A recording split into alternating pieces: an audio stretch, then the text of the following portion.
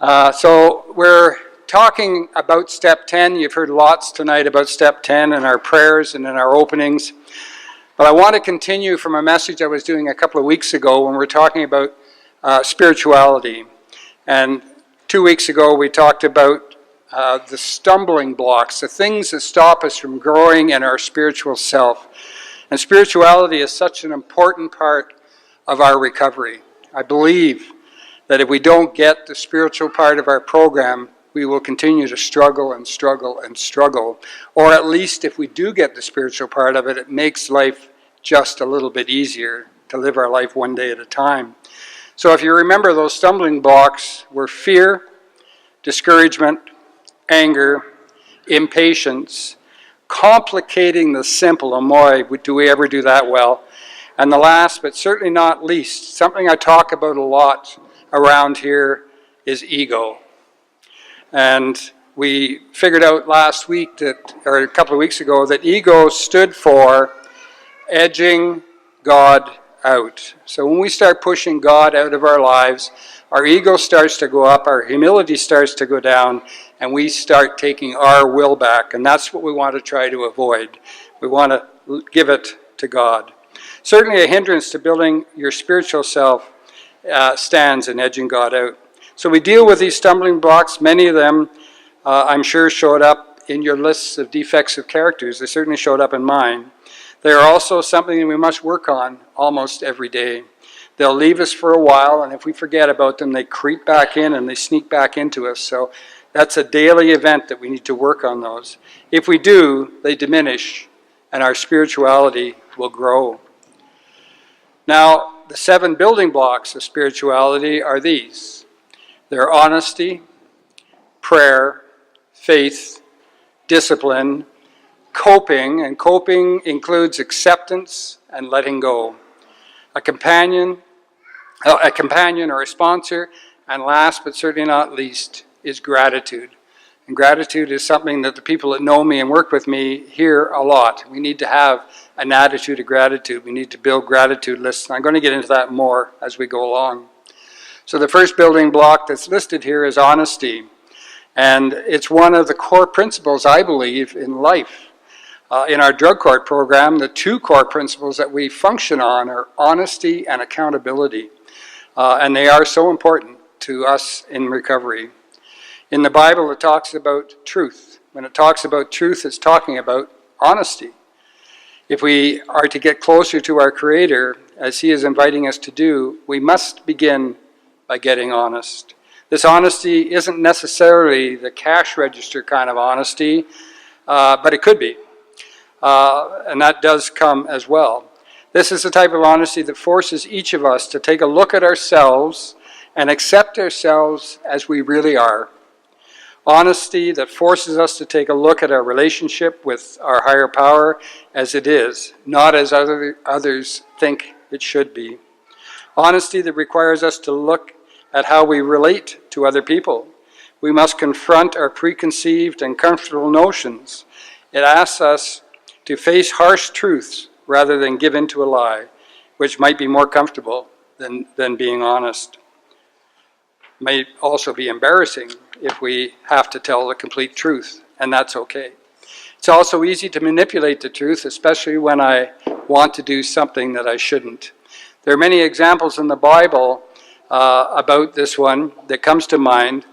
Maybe the story of David's affair with Bathsheba. This story could dovetail quite easily into Brad's message last week about relationships. Just in a nutshell, King David was the most powerful man in Israel. He was the king, after all. He had been sleeping around and made Bathsheba pregnant. Made her pregnant, got her pregnant. Her husband, Uriah, was in David's army and was away fighting in a war.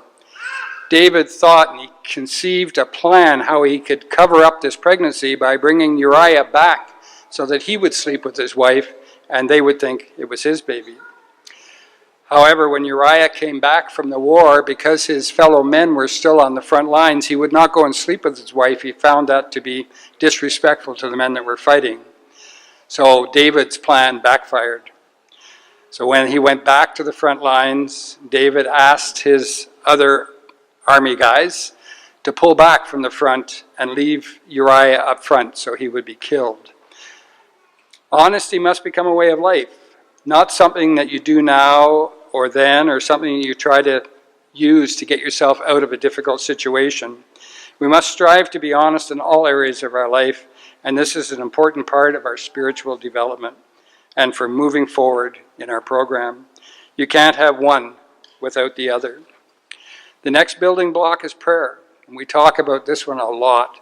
Prayer in the morning, prayer in the evening, prayer as many times in between as you need to get through your day. There should be a song about that. I think that's a prayer in the morning. Prayer. Anyway, pray and pray often. It's like building relationships with your sponsor. How do you do that? You talk to him or her every day. You need to talk to your sponsor every day to build that relationship, to lighten up the weight of the phone. Because if you don't talk to him, after a week or two, that phone becomes so heavy, you will never call him. So like your sponsor, your relationship with God is done through prayer.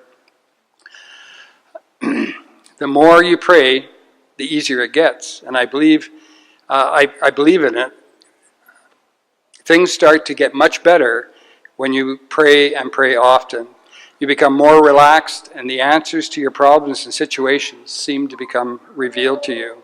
There are all kinds of prayers and suggested ways to pray. It's the simplest form to talk to the Creator, like He was and is your best friend.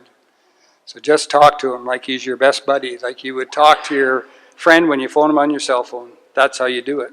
The simplest prayer that I have heard, and I think we've all used it and we've all said it from one time and another, is one word, and that's help. Or help me, maybe in 2 words. And we've all done that. And you know, strangely enough, the help comes. In the morning, pray focusing on your issues for the day. In the evening, prayers of thanksgiving for getting through the day clean and sober, and for all the good things that have happened to you during the day. Keep your prayers simple, brief, and persistent. Get to know your Creator like you know other important people in your life. There's lots of scripture in the Bible that talks about prayer. One is 1 Thessalonians, I was in trouble with that one, Thessalonians 5, verses 16 to 18. It says, "Rejoice always, pray without ceasing, give thanks in all circumstances. This is the will of God." Remember, the more you pray, the better it gets. The old expression, practice makes perfect. So keep practicing your prayer. The next building block is faith. So what is faith? I believe that faith is believing in something that you can't see, you can't feel, and you can't touch. Faith is believing in something bigger and greater than yourself. Faith is being able to turn your will and your life over to that higher power. As your faith grows and your trust in your higher power grows, so does your spirituality. We have to believe that there is something bigger and there's something greater than ourselves, and we have to trust our faith to turn our will over to the Creator. Faith, I believe, is a gift. Faith in God is not simple or ordinary. It's an act that must be repeated on a daily basis. If we practice our faith and live it, we get stronger and we get stronger. Our faith is nourished in fellowship and in community. Faith is a divine gift that is fed and grows in family and in community. There is an expression in the big book that says, "Faith without works is dead." For me, this means that I have a responsibility to say and do the things that proclaim that life not only can be, but should be good. Faith is appreciating all that is around us, the sunsets, the sunrises. Sunrises for those of you who get up early enough, I suppose, but anyway, we do appreciate, for those of us that do get up early, the mountains that we can see in the mountains, and the changing vision of those mountains every day. If you look at them and look at the beauty in them, they change, they're different. You can hardly believe that it's the same image you're looking at, depending whether there's been snow or rain or what the air is in between here and there. Every day, they are so beautiful. When you see these things and experience them, it's hard to believe that there isn't a higher power. The next building block is discipline. Wow, discipline. Who would have thought this block was there? But as I think of it, without discipline to do what we need to do every day to build our spiritual program or our recovery program, which is spiritual in nature, we would not be successful. We have talked about the need to be in constant contact with our higher power through prayer, and we need discipline to do that, or soon we will slow down, or we'll miss prayer today and hit it tomorrow and miss it the next day, and pretty soon it's like not going to meetings. Pretty soon it's easy not to do it. Discipline fosters freedom. Discipline helps curb our appetite for the easier, softer way. Discipline frees me from the bondage of resentments and grudges by empowering me to forgive and eventually let go of personal hurts. It enables me to return to prayer even after the umpteenth distraction. Discipline allows us to set aside a personal time for prayer in the morning and again in the evening. If we're all disciplined in this area of our life, our spiritual life will grow as our life in recovery will grow. Discipline is an absolute requirement if I'm going to do prayer on a regular basis. I think we have to agree that we should do prayer every day and many times a day. I think we have agreed that we should do prayer every day. How did I get that twice? I don't know. There are 3 things that we must do, or I must do, to discipline my life. I must decide what is important in my spiritual growth. I must be willing to sacrifice to maintain priorities, and I must keep that schedule. The next building block is coping, and that's broken into accepting and letting go. Acceptance is reality, and letting go of stuff are certainly building blocks in my spiritual life. Together, they form one block called coping. The more I become willing to accept and the more I try to let go, the better things get. Problems with letting go is often the things that require release of resentments and obsessions. This takes work and certainly is possible. Most certainly done one day at a time. And releasing those resentments and releasing the obsessions is the hardest things that we can do. But prayer helps in those things. Expecting your spiritual self to grow while holding on to resentments and obsessions is like trying to light a match in a windstorm. Some would ask, does acceptance mean I have to accept unfairness, injustice, and wrongdoings in the world? Of course it does. God does. Do I have to be happy with it? Nope. But I can be serene with it. Serenity doesn't come from happiness. Happiness happens to come from serenity. Spiritual growth doesn't come from happiness. Happiness comes from spiritual growth. The serenity prayer is a great tool for this building block. The next block is companion. So we're talking about a companion or a sponsor. Our important people in our lives. We can have a spiritual companion. Maybe you call it a spiritual sponsor if you wish, if you're in the program. One we share prayer with and fellowship. From a program point of view, a sponsor, of course, is our mentor, the one that we might work the steps with, or a person that we confide in when we're struggling. A spiritual companion could and should do the same things. A sponsor or companion cares about you, and when they ask, how are you doing today, they really mean, how are you doing today? They want to know the truth. The conversation with these companions and sponsors takes on real meaning. We talk about our feelings. Imagine that.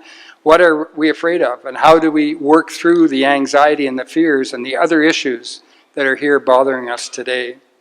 We need a sponsor in our lives. They speak the truth to us and hear the truth from us. The last, but I think maybe one of the more important ones, is gratitude. I'm not sure I have to spend a lot of time on this, but it's important for us in recovery to be grateful for everything that's going on in our lives. We so often forget all the great things that are going on, and we only remember the negative and the bad things, especially when we get the opportunity to sit on the pity pot. Remember, always have an attitude of gratitude. I would say that gratitude is the crown jewel of the building blocks. In short, everything will be fine if we have an attitude of gratitude. Never leave home without it. So in closing, a review of the 7 blocks are honesty, prayer, faith, coping, companion, discipline, and gratitude. If we can incorporate these concepts into our program, our spiritual growth will take off like never before. If we remain spiritually fit, our recovery will take off as never before. Many gifts will come to us, and the gifts are compassion, love, peace, peace of mind, vision, positive outlook, trust, forgiveness, acceptance, abundance, empowerment, healing, and solutions to many of our problems, and really the gift of spirituality. Thank you all for being here tonight.